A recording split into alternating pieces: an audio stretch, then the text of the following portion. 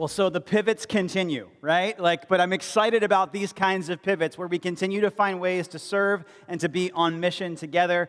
Feed More, Be More being back in the mix of one of the many ways we're serving and engaging our neighbors is an exciting thing. We're looking forward to that. So the question that we're asking in the book of Nehemiah, which is where we're going to be today, is this question of how do I rebuild my life or the lives of those around me in a way that's healthier, brings flourishing, right? Because we can acknowledge probably at least one area of our story over the course of this past year or in the city around us where we've seen a fracture, we've seen uncertainty, we've seen pain. And what does it mean in this moment? Not just to go back to vacation or to our favorite restaurant or to an Orioles game, but to really be part of the kind of the rebuilding efforts as far as what God is doing in story. And the book of Nehemiah is a book that helps us with that, because even though it's 2,500 years old, it asks questions that you and I are asking. Questions like, what do we do with the despair and the discomfort around us? What do we do when we're working a job and we're back in the office, but we feel a sense of discontent? Like I should be doing something else to be part of what God is doing in the world. Nehemiah seems to ask those questions. The book of Nehemiah is what happens when a person of faith living in relative comfort gets news of a devastating circumstance 800 miles away, and though he's living under the reign of King Artaxerxes as a cupbearer to that king, feels the need to be part of rebuilding the walls of Jerusalem, okay? Despite the fact that he's not an urban planner, he's not a contractor, he's not an architect, he is a cupbearer to that king. And so he puts himself in this position to confront the king. This is what we looked at last week, and basically to say, hey, we got a problem, your policies haven't helped here, and oh, by the way, would you fund this? Would you give me protection to make this 800-mile trip? Would you give me time off? And would you give me the lumber? And crazily, right, the king is like, yeah. So off Nehemiah goes to the city of Jerusalem. He'll arrive today, Nehemiah chapter 2, verse 11, and we're going to begin to ask this question of, if I can see the need for something to be rebuilt, how do I identify my role in it? Okay, so foundrybaltimore.com/this Sunday is where you can go. If you're new to our community and you want to get connected, you can go to that place. You can follow along with the things that are going to be on the screen, some other supplemental resources as well. foundrybaltimore.com/this Sunday. So the first thing I want to point out, and as we think about this idea of how do I discern my role in rebuilding, how do I discern what God might be asking of me in this particular moment that we find ourselves in, is this. The first thing we see in Nehemiah's story is that Nehemiah owns the reality of rebuilding. Nehemiah owns the reality of rebuilding, meaning this. Remember Nehemiah's position. Nehemiah is a cupbearer 800 miles from a bad situation.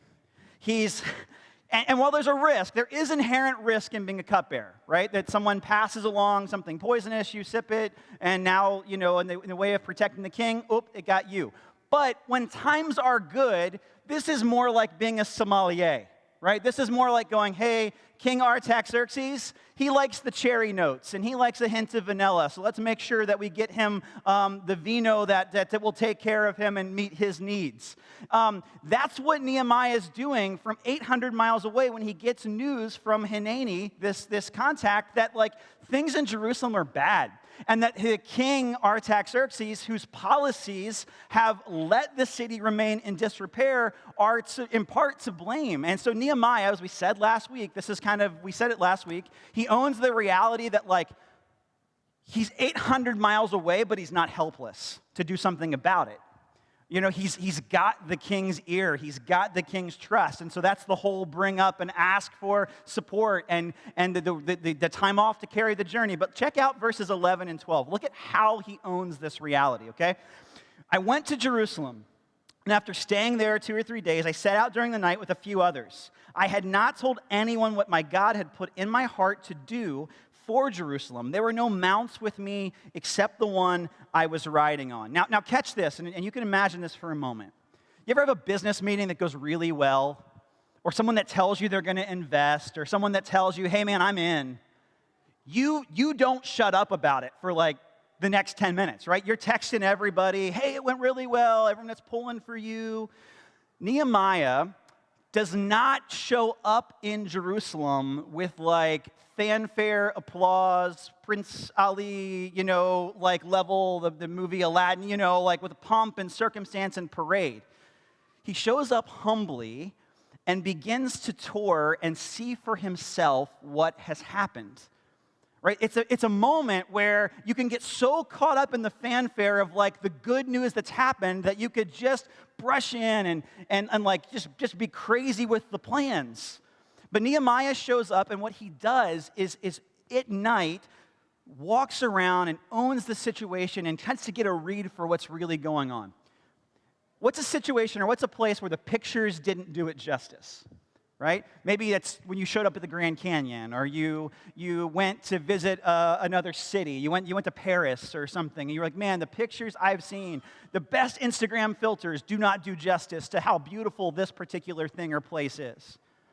The converse is also true, right? You've been in places where you've heard about devastation, you've heard about heartbreak, but when you showed up and you heard the stories and you saw the devastation around you, like it messed with you. You couldn't shake it. And that's what's happening here. Nehemiah could show up with like the parade of hope is on the way, but he shows up and takes in and owns the reality of what is happening in this situation. He makes the situation his problem, not in a paternalistic way, not in a way that overreaches, but in a way that says, I want to understand what's going on here. Before I come in with my plans, before I hold a press conference, I'm going to tour and see. And owning our reality, owning this moment of going, hey, maybe there's more to life than just getting back to, quote, normal and getting on vacation. And maybe God would ask me to be part of being a picture of hope in a hopeless and uncertain time. There's a couple ways we dodge that, right? Some of us dodge it by denial. Nehemiah could do this. Oh, Hanani, he's a little bit dramatic. He has a flair for the eccentric. Maybe things aren't so bad. Like some of us might do that with news that happens in the world around us. It can't be that bad. That's just hype. Anyone that's living in denial right now? Sure you do. Others that live in preservation. Like these two guys, Sanballat and Tobiah. They will not stop opposing this work over these next couple of chapters. But part of what the deal is for them is that it costs them too much. Like for Jerusalem to thrive, for the wall to be rebuilt, it costs them something, some comforts on their end. And there's some of us that don't want to own the reality of a situation because it means we actually have to care about some things. And we're not quite ready for it if we're honest. The last thing some of us will do is we'll shift blame, right? And this would be a temptation for Nehemiah. Sitting in the cupbearer break room, under Artaxerxes, can you believe the policies of this guy and building some, getting started being the smartest guy in the break room? Don't you know some people like this? They're the smartest guy on Facebook. They're the smartest guy at the bar. They're the smartest guy at Starbucks. They've got everything figured out about everything except they do nothing but talk. They just talk. And part of why they just talk is because it's easier to shift blame to, well, it's this political party, it's this person, it's this thing, it's this problem, as opposed to, I got to get in there and I got to see for myself what's going on. Nehemiah embodies and embraces a posture that says, I don't understand, but I want to. I don't feel the full of the weight of a situation, but I need to see it and experience it for myself. I can't do everything, but I can do something. Seth Godin says it this way: the easy thing to do is to stay home. The easy thing to do is to abdicate. The easy thing to do is let other people do something and then blame them when it doesn't match your agenda. Now, Seth Godin is not advocating anything related to stay-home COVID policy. He's relating to the idea of actually showing up and being present as opposed to just being an armchair expert on everything. And it's a posture for us as a church to consider, as individuals to consider, that what is my role in the rebuilding of what God is doing right now? I think it may be as simple as is seeing first and foremost that God is asking you to play a role in what's going on, to humble ourselves and to understand and to let our heart break and to move past denial and preservation and blame shifting and to letting our hearts encounter and be shaped by this moment. Eleanor Jositis did this in 1963. She was raising 5 kids in suburban Detroit. She turned on the news to get a little bit of a break from raising 5 kids in suburban Detroit when she saw image of people being hosed down and beaten in the streets, protesting and calling for civil rights. It shook her, as it should. And it was a moment for her where she said, I just can't go back to getting back to all the other parenting responsibilities. And she talked to family and she said, hey, we're gonna teach differently. We're gonna live differently than maybe we were taught. And that was kind of the first application of this vision for her. 5 years later, when Dr. King is killed and many American cities go up in flames, Eleanor Jositis partners with a Catholic priest and starts to walk the streets of downtown Detroit. And as tanks are clearing people, as fire trucks are still putting out fires, Eleanor Jositis and her 5 children and husband move into where the fires are happening. And while other people are piecing out and getting out of the situation, this is not my problem, Eleanor Jositis is saying, this is very much our problem. And God is wanting to use us to be part of the reconciliation and restoration of all things. She starts an organization called Focus Hope. And even though Eleanor Jositis died in 2011, Focus Hope continues to meet some of the most underserved residents of downtown Detroit. As an example, I just looked at their annual report for 2020. 42,000 at-risk seniors served meals monthly during COVID.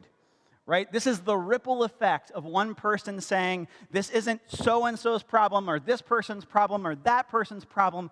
This is a problem that I can play a role. It's my problem too, right? Number 2, that Nehemiah lets his inner life shape the external approach to the rebuild, okay? Let me unpack this. I got to do it really quickly though. So verse 13, he arrives, he's on 3 days of touring, and there's a little bit of description here in verse 13 about going around the city gates and touring it and looking around and it says in verse 16, the officials didn't know where I had gone or what I was doing because as of yet I had said nothing to the Jews or priests or nobles or officials or any others who would be doing the work. Right? So he's not coming in with fanfare and I'm the big answer and I'm the great Persian hope. Verse 17, you see the trouble we are in. Then I said to them, you see the trouble we are in. Jerusalem lies in ruins. Its gates have been burned with fire. Come, let us rebuild the wall of Jerusalem, and we will no longer be in disgrace. I also told them about the gracious hand of my God on me and what the king had said to me. Okay, I gotta just tell you this really quick. So Nehemiah, forget it. Lets his inner life shape his external approach to rebuilding. Let me tell you what this means, okay? So Nehemiah, and this happens sometimes if you've ever studied the book of Nehemiah, one of the things you can do is look at his leadership and be like, oh, this dude is a great leader. Look at how he speaks truth to power. Look at how he delegates. Look at how he gets junk done even when there are haters. You can do like a completely secular, devoid of any like spiritual theme or commentary, look at his leadership and go, man, this guy's good. But a recurring theme in the book of Nehemiah is the inner life of Nehemiah. Why does the guy keep praying, right? Why is the guy so resilient? Why? Because there's a deep inner life kind of working here. The kind of guy that shows up and tours around and takes in the situation before jumping in front of a microphone and talking about how great the rebuild is going to be, okay? There's a deep inner life. There's a deep inner life that Nehemiah displays that helps him carry properly when there is opposition, and there's tons of it, when things don't go wrong, and they do go sideways pretty quickly. It's not easy. It's not smooth. It looks different. And listen, the resilience Nehemiah displays, I would argue, is the byproduct of a robust inner life. Some of us know, maybe because you felt it, or maybe you've worked with that person. The reality of when competency and charisma go further than someone's character? You know anyone like that? They got talent all day. They got no integrity. Frustrating work environment, isn't it? And if it's you, an exhausting facade to try and keep up, right? If you're a young person, let me speak in the language of the young people for a minute. You know, to be a TikTok or Instagram or YouTuber, like influencer of any kind, like one of the things we see right now is it's very easy to get people to like and follow and smash that subscribe button, right? But what frequently accompanies that fame is a scrutiny that an inner life that is not working to grow in character is crushing. It's crushing to a person. And so then follows the YouTube apology video or the cancellation of a person. What am I saying? What I'm saying, it's very easy for us in a rebuild situation, a marriage, our parenting, our business, if you're in healthcare or you're a teacher or a social worker or any kind of helper right now, to be very focused on your external competencies and charisma, getting back at it. But here's my worry for you. My worry for you and my worry for me and my worry for us is that the weight of the trauma that we've experienced over the past 18 months is going to wear us down in this next season and expose the places where, if we're honest, the trauma and the pain or the bitterness has just left us burnt out and empty. So maybe owning our part in the rebuild and seeing the need to kind of cultivate an inner life means that we might have to admit that things on the inside are not as good as the outside appears. Maybe you feel like Mark Ruffalo in 2020 when he put up this thing on social media where like you just feel like you're walking around and you're raging all the time, right? Anyone got a little bit of inner Hulk in them right now? Like you just are like, if I see this one more time, if I see this one more time, and it's you know, it's a check engine light, friends. That there's some stuff in our own heart that we've got to like wrestle with and deal with. And that's something that Nehemiah, like his character, shows us in this story. Others of us might feel like Yoda here. You know, like 2020, how it started, and then how it's going right now. I feel that. I feel like I've aged about 20 years in the past 18 months, right? And why? Because we're carrying so much stuff. Nehemiah shows us what a robust inner life looks like. Now listen, some of us are asking the question, why church? Some of us are asking the question, why come back? Some of us are asking the question like, hey, I've done this, I don't know where this all fits in my life and in my story. And more than any kind of commercial from the Foundry, I just want to share with you what I want for you. I believe that the hope of God working in your story, working in your own heart, is one of the best gifts that you can give to a world that's hurting, because you cannot give what you don't possess, right? And so letting the hope of God, letting the hope of Jesus not just be this ethereal idea to go grind it out harder, but to let it move from the intellectual to like where you are experiencing hurt and pain and uncertainty right now is I would say, such an important piece of thinking about our role and how God might be asking you to be part of rebuilding the cities around you or workplace cultures around you or the things that are going on in your family. Lastly, to think about this idea of Nehemiah understanding the power of we. Let me catch you up on this. Verse 18, I also told them about the gracious hand of my God on me, what the king had said to me. So individual, but then catch this, verse 19. They replied, let us start rebuilding. And so they began this good work. Now, I'm going to give you this not as like so you win barroom Bible trivia. I don't know if that's a thing. But if it's a thing, I'm not giving you that for this reason, okay? Nehemiah didn't rebuild the wall. Like he wasn't like the superhero Iron Man that like came in and like put it all back together and served the people of Jerusalem and everyone was like, yeah, thank you. We couldn't have done it without you. He empowered and equipped the people of Jerusalem who had been traumatized and afflicted to see that the circumstances had changed and that there was hope available to them, and to help them and equip them do something about that. And to disrupt those who were comforted off of the afflictions of others, right? Sanballat and Tobiah and others like him.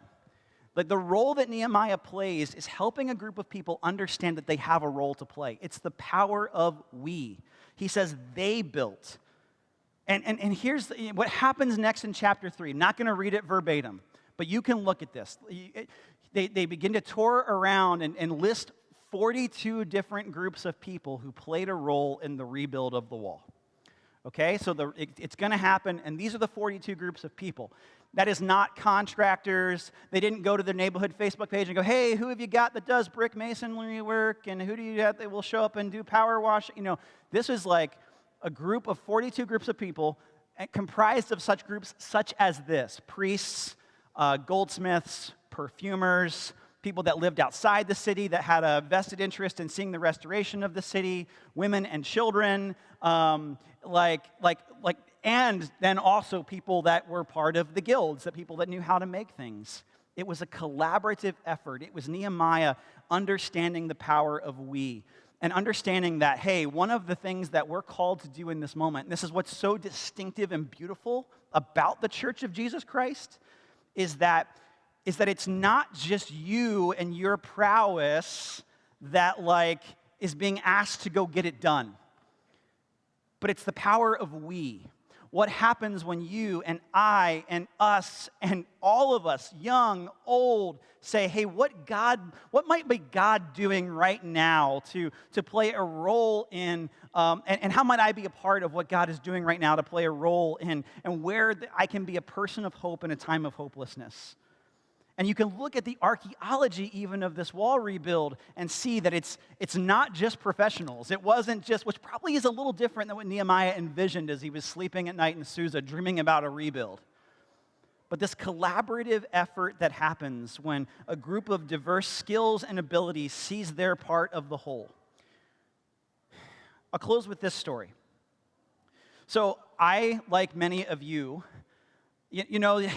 we've just needed some shot in the arms of encouragement along the way. Has this been a discouraging season for anybody? It's meant a lot to me when I've seen some of us out and about, at Shoppers or getting takeout or something like that. And we've just had this quick exchange of hey, we catch up for a minute and we encourage one another. And then something that's meant a lot to me, sometimes people have said, hey, you're doing a great job. Just want you to know that. And I've needed that. If you've said that to me, you probably don't even realize that I probably really needed it in that moment, the power of encouragement. If anyone's encouraged you, you know that. You know that's meant a lot in a moment. But here's what I don't want you to think, and what I hope that phrase does not mean to you is that if the Foundry is just something where a team of us on stage are doing something that goes online and the rest of us get to consume it, then you really miss the heart, I think, of what God is doing in our community right now. The call of the Foundry, and if I've given you the impression otherwise, I want to say I'm sorry. That's not my intention. Is to say, hey, there's a beautiful thing that happens when we see what God can do in each of our stories when we come together and live out a hope bigger than our own. And whether it's starting things up for this group of awesome kids that are ready for me to stop talking, or to say, hey, out in the community, there's some things COVID has exposed that need even more of our attention as a church. We want to together be a part of those things. It's not you guys, it's we, the power of we. And Nehemiah's story shows us the beautiful thing that happens when we don't just discover our own gifting, but when we help one another live into that gifting.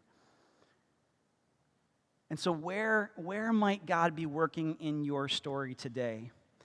Where might God be kind of stirring something that no one else sees, but you kind of living into that passion will create a ripple effect okay? Here's where we're going to close today. I'm going to pray, and we're going to bring up, there's a form that we've used kind of all through the past 3 months when people have been like, hey, how can I help? And we've been like, hey, I really agree. I really appreciate you having this conversation. There's a good chance that 5 minutes from now I'm going to forget that we had it because whatever we're doing at the same time. And we've created kind of a centralized place for folks to say, hey, if I'm online, here's how I'm going to stay online, and here's some places to serve online. Hey, if I'm going to get people together in my home because I don't really ready to come back in the building again, or hey, when are you guys going to get kids back up and running? The goal for us is not to say, well, there's not a you guys here. It's how are we going to do this effectively and well. There's a QR code that will come up on the screen that we can give you a chance to just fill out that form if you kind of are interested right now and saying, hey, I want to be part of what God is doing in this next season at the Foundry.